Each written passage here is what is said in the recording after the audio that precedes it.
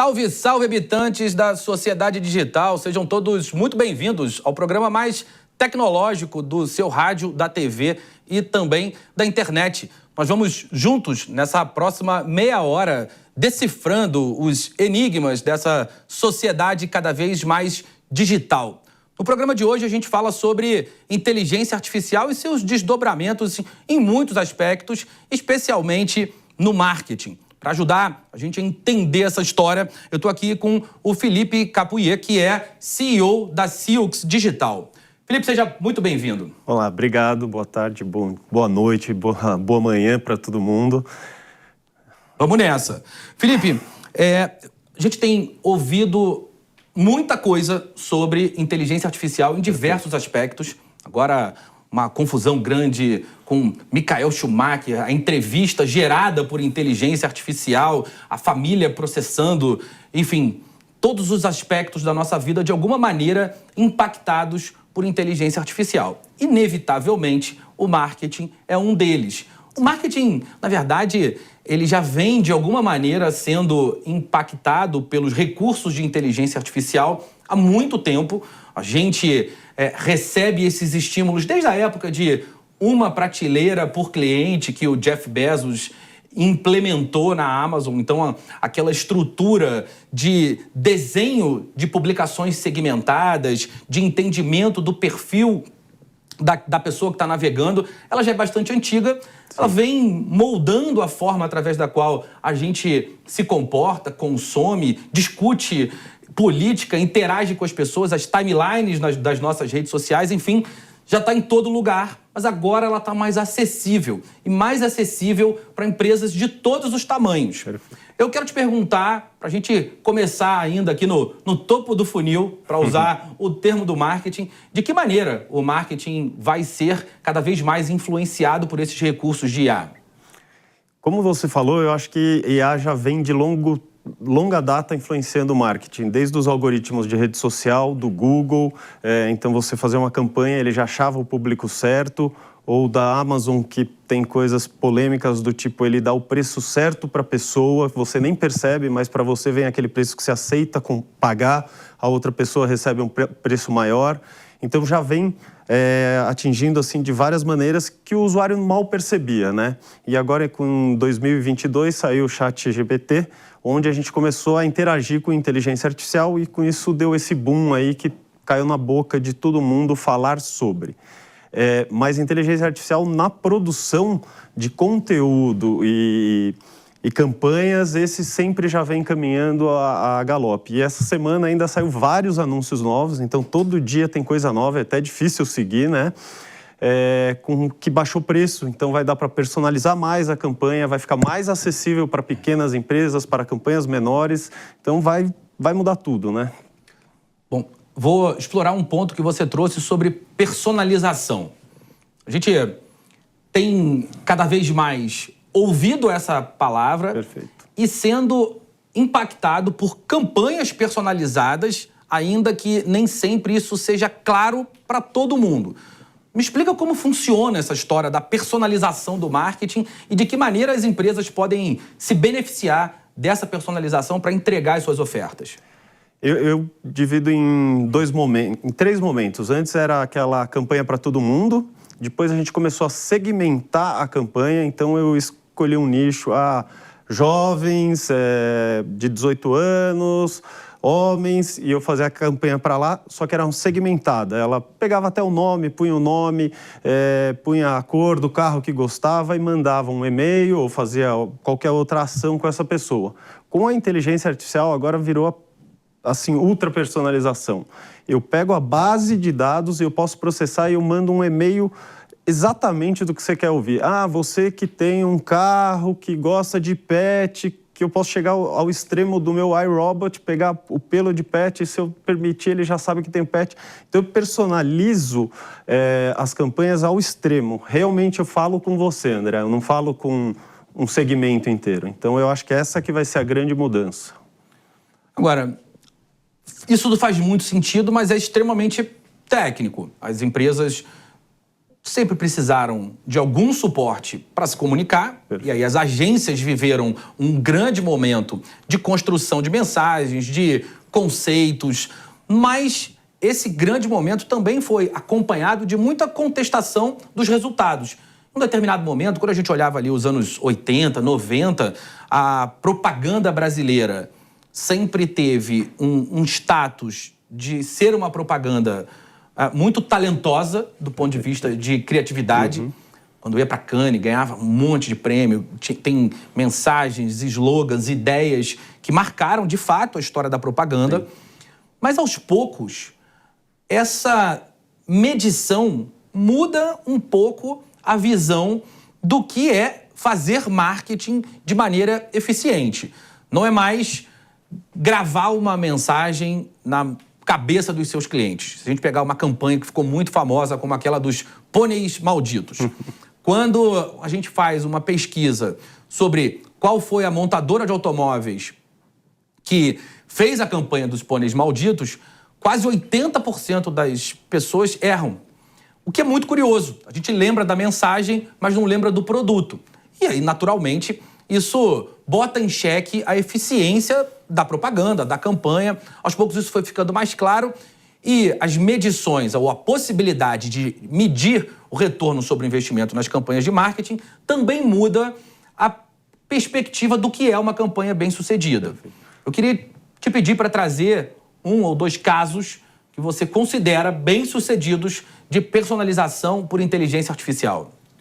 Eu acho que esse ponto de personalização e medição é muito importante, porque eu acho que isso é outro viés que a gente está mudando, porque hoje eu tenho dado do banner que eu ponho, eu entendo onde a pessoa olhou no banner. Hoje a gente tem até dados demais, né? E com a inteligência artificial a gente ajuda a trazer essa parte de informar se deu resultado, não deu resultado, qual o resultado em relação à campanha anterior. Então, com isso, você mostra que a personalização é super legal. Eu estava no Facebook outro dia aí, e aí eles estavam mostrando um case de uma personalização onde eles mandavam uma propaganda diferente para cada pessoa. E com isso aumentou em torno de 23% o resultado. E tudo mensurável. Então, assim, hoje a gente personaliza e mostra que traz um resultado maior para as pessoas. Então foi bem interessante essa parte.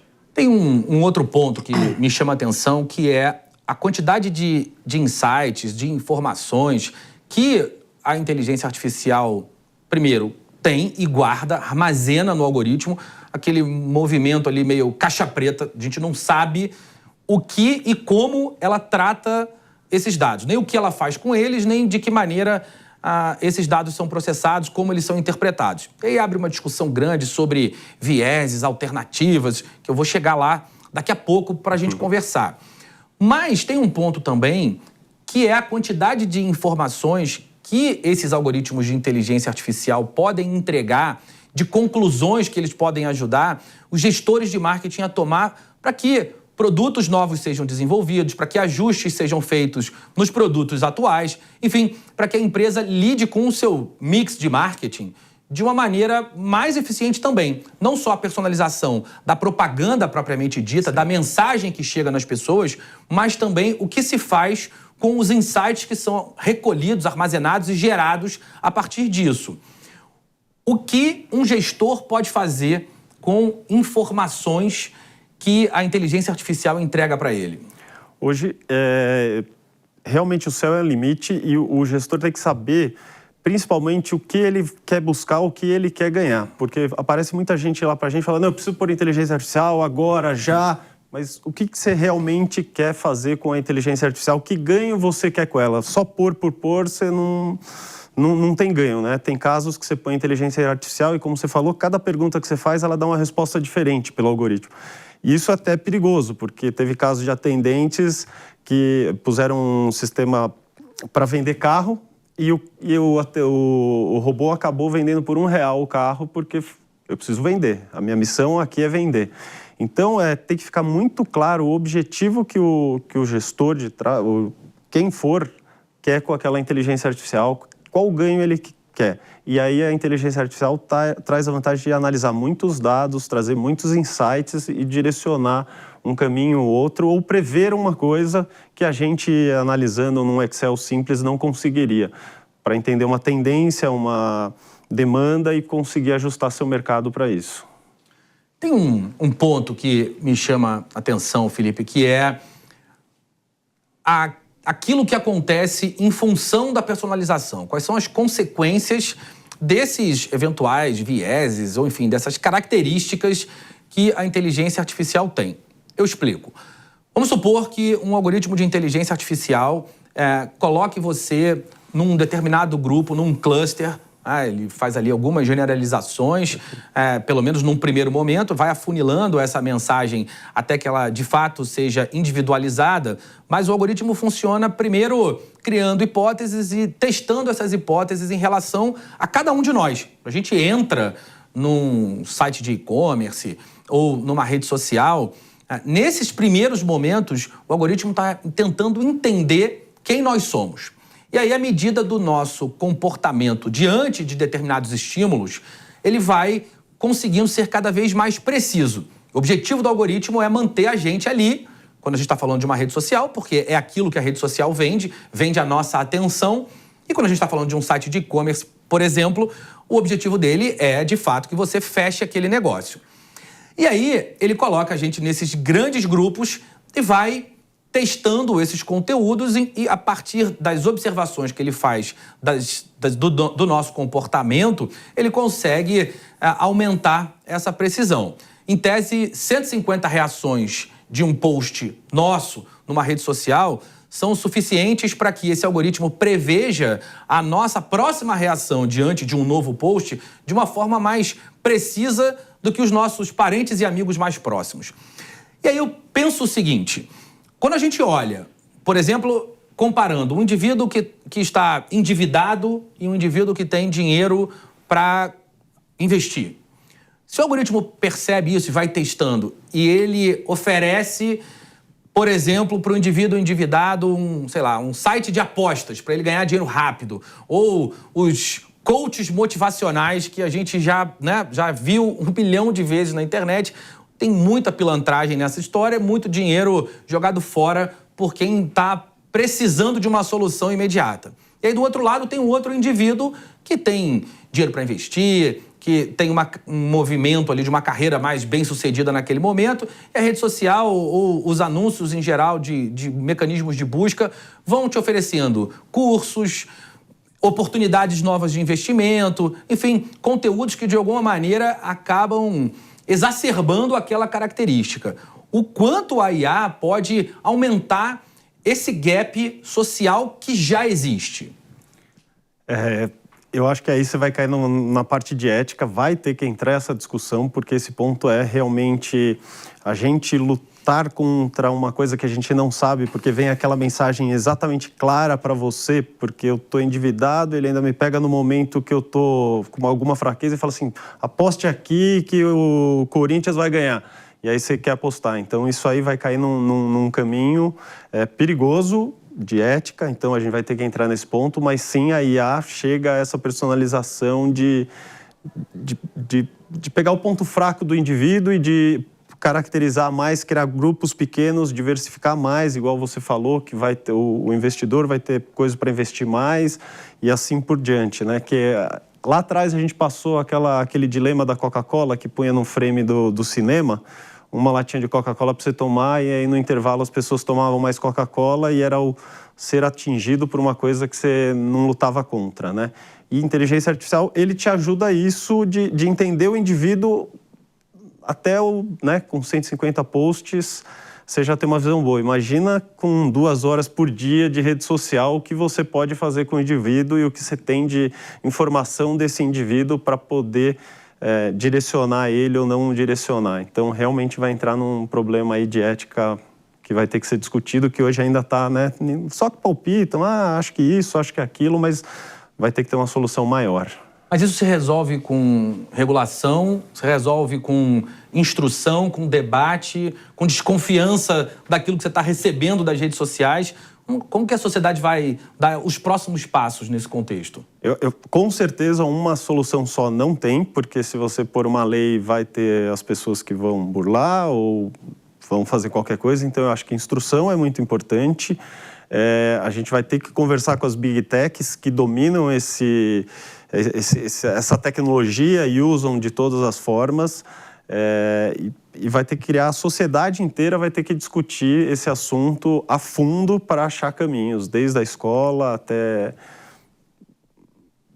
Eu não acho que não tem um caminho já traçado, mas eu acho que esse é um grande desafio para a humanidade mesmo nos próximos anos, aí, porque a inteligência ela vem mais rápida do que qualquer coisa que a gente toma. Quando você decide uma coisa, ela já foi para o deepfake e aí o ser humano não está preparado para... Né, que nem a entrevista de Schumacher que você falou.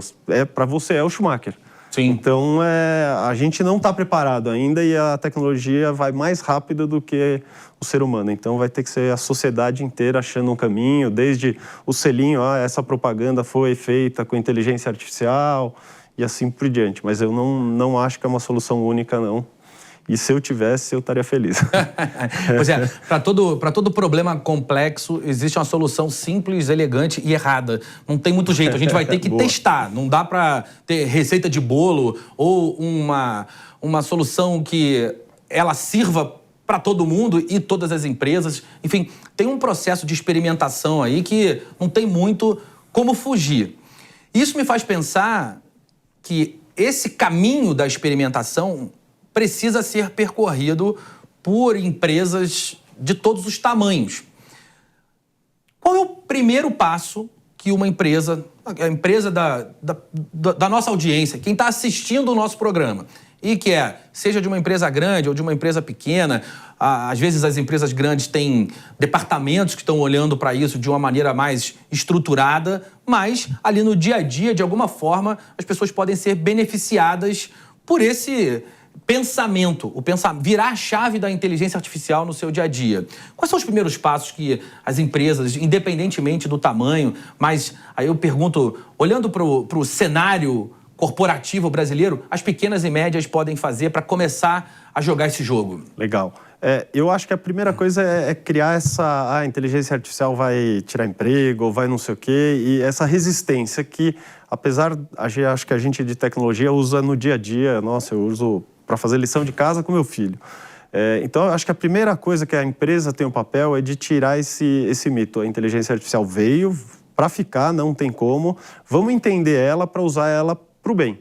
E uma vez que você entende, você começa a entender, não, isso pode ser um deepfake. Isso aqui, uma vez que você entende todo o potencial dela e você não está contra ela, você começa a se adaptar a ela e a usar positivamente, né? Foi o computador, televisão, todas as grandes mudanças geram essa incerteza no ser humano. E eu acho que a inteligência artificial é uma das grandes mudanças, né? E se você entender e treinar seus funcionários, e está acessível, né? Tem o ChatGPT, agora vai sair o 4O grátis, então não é que precisa um grande investimento. Precisa investimento em tempo e no querer. Então, juntar os funcionários, fazer um debate, já vai ajudar, sim, muito, porque o que eu mais vejo é a resistência. Ah, não, faz texto pastel, faz não sei o quê, isso aqui não tem nada a ver. Mas aí a evolução é tão rápida que a primeira foto lá é feia, mas a outra você já não consegue reconhecer a diferença. Então, se você não entender o que está acontecendo, você não vai conseguir reagir. Então, eu começaria com reuniões semanais de meia hora só para mostrar para todo mundo e quebrar esse paradigma. E não tem muito jeito, tem que sujar a mão de graxa mesmo. Tem que sujar a mão de graxa e ter um monte de ferramenta e eu acho que todo mundo vai falar uau. Na hora que você vê que sua equipe fala uau, é que você está no caminho certo, não ai que medo, não sei o quê. Tem uma frase que eu gostei, que um amigo meu falou, você não vai perder emprego para inteligência artificial, você vai perder emprego para alguém que conhece inteligência artificial. Então eu acho que é esse ponto que as pessoas têm que entender. É uma coisa que veio e tem que se adaptar. Quem sempre fala essa mesma frase é o professor Scott Galloway, que acabou virando um influenciador importante, cada vez mais sobre estilo de vida. Ele ficou famoso com tecnologia, mas a tecnologia pervasiva acaba levando as pessoas a meio que falarem de tudo. E ele fala muito sobre essa questão da ferramenta que traz mais poder para o indivíduo E ali essa colaboração humano-algoritmo, humano-IA, faz com que, de fato, você seja mais eficiente. Portanto, vale testar. Tem sim que sujar a mão de graxa, vai dar errado num primeiro momento. Tem as ferramentas que usam texto e podem ser úteis nesse sentido. Tem as ferramentas que usam imagens, usam vídeo. Cada vez mais essas ferramentas vão estar integradas e cada vez mais o limite vai ser tênue entre conversar com um amigo de trabalho e conversar com a própria ferramenta. A OpenAI lançou uma solução 1 ou 2 semanas atrás que faz com que a interação de voz entre o usuário e o algoritmo ela seja muito próxima de um filme como Her, por exemplo. Perfeito. E isso faz com que as barreiras de entrada diminuam, que a inteligência artificial que ela vá ficando invisível. E aí, no momento que a tecnologia fica invisível, aí, meu amigo, não dá muito para tirar da nossa vida. Quando a gente pensa nesse processo e na estrada de tentativa e erro, eu fico pensando que devem existir desafios comuns, algumas armadilhas que as empresas normalmente caem, que as pessoas normalmente caem também. Dá para dizer isso? Tem alguma coisa que você vê acontecendo frequentemente que as empresas que estão começando agora podem evitar? Eu vejo isso, porque a inteligência artificial, eu lembro a primeira vez que eu vi e pus uma frase, né? Faça um texto de, sei lá, abóbora. Ela vai lá e faz um texto tão legal, mas no fundo é um texto pastel, porque você só falou, você deu um contexto muito pequeno para ela, né? Então ela traz um contexto pastel. Então, se você não tomar cuidado de se aprofundar, você vai se frustrar com ela no curto prazo. Então, entenda como ela funciona, faça perguntas, né? O que brincam hoje, quem souber perguntar vai ter sucesso na vida com inteligência artificial. Então, aprenda a perguntar e depois conversar com ela. Não aceita a primeira resposta. Isso é bem importante também. Então, ela te gera um texto, entende o texto e evolua, né? Ele é, como você falou, é um amigo de trabalho, é um copilot, né? Você vai conversando com ele para ter uma solução mais legal. E realmente se joga de cabeça, não aceita a primeira resposta. Conversa com ela. Eu fiz agora, lançou o Suno lá, daí eu fiz uma musiquinha pro meu filho, e é super legal, né? Você gasta 2 minutinhos ali, você já tem uma coisa legal, mas é aquilo.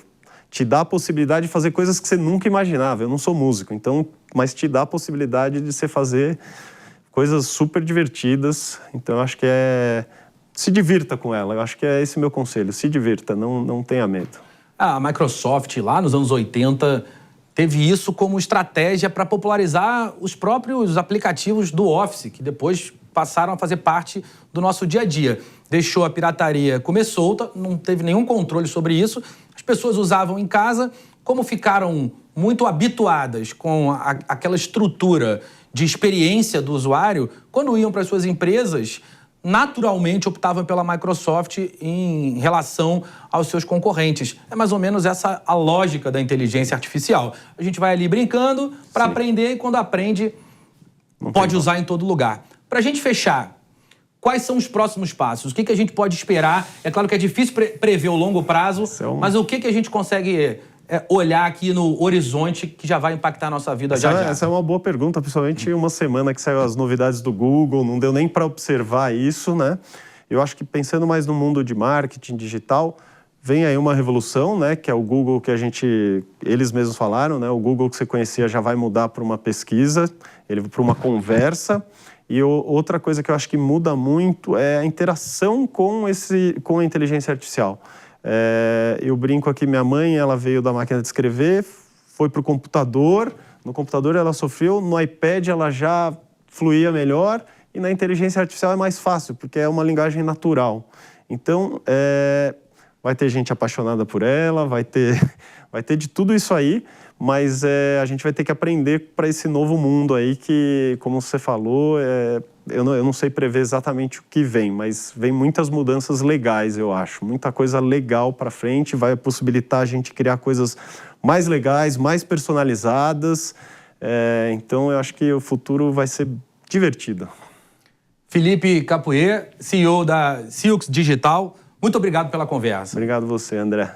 É isso, semana que vem tem mais. A gente se encontra por aqui para continuar a nossa conversa sobre essa sociedade cada vez mais digital. Um abraço para você que nos ouve e vê. Até lá.